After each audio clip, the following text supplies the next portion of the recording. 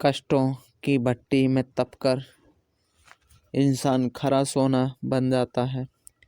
आज बात करते हैं कष्टों की भट्टी में तपकर इंसान सोना कैसे बनता है। इस कहानी के माध्यम से आपको सही तरीके के द्वारा समझाया जाएगा। कहानी के माध्यम से समझाया जाएगा। कहानी शिक्षादायक है, प्रेरणादायक है। कहानी को अंत तक सुने और कहानी में अंत तक बने रहें। हमारे चैनल पर भी नए हैं तो सब्सक्राइब कर लें। चलो कहानी को शुरू करते हैं। दंडी स्वामी बहुत बड़े विद्वान थे। वे सत्य के आग्रही थे और अहंकार व पाखंड से दूर रहते थे। उनका आश्रम मथुरा में था।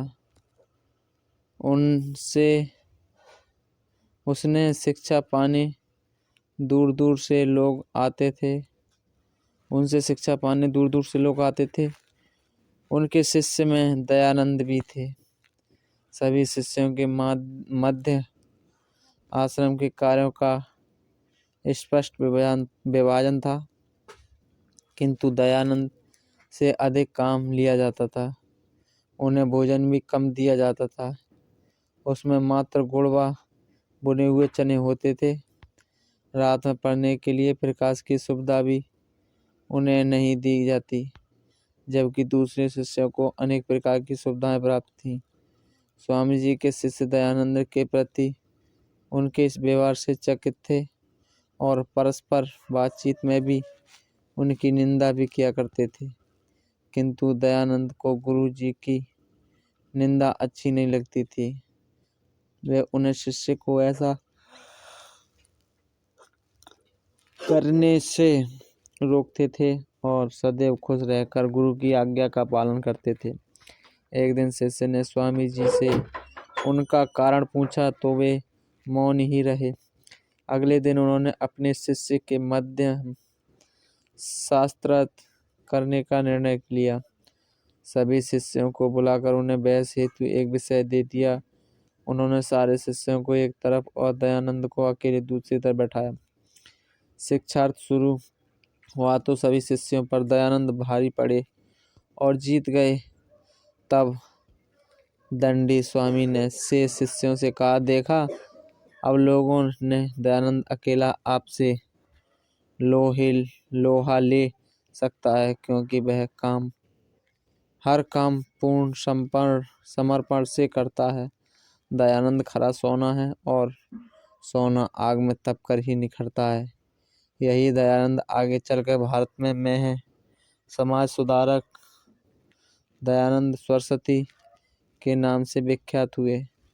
कथा सार यह है कि माता पिता व गुरु के द्वारा सौंपे गए कार्य बिना शिकायत व पूर्ण समर्पण से करने पर कार्य कुशलता व ज्ञान की वृद्धि होती है। तो दोस्तों,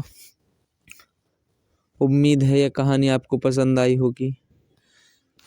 हमने बताया था कहानी के शुरू में कि इंसान कष्टों की भट्टी में तपकर, जैसे दयानंद को उल्टा सीधा कहना, टाइम से दयानंद को खाना न मिलना और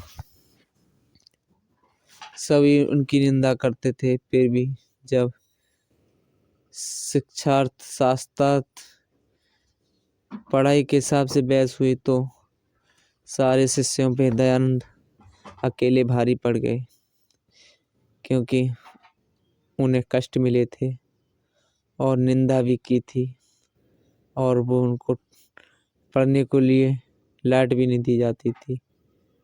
तो इसीलिए कहते हैं कि कष्टों की भट्टी में तपकर इंसान खरा सोना बन जाता है।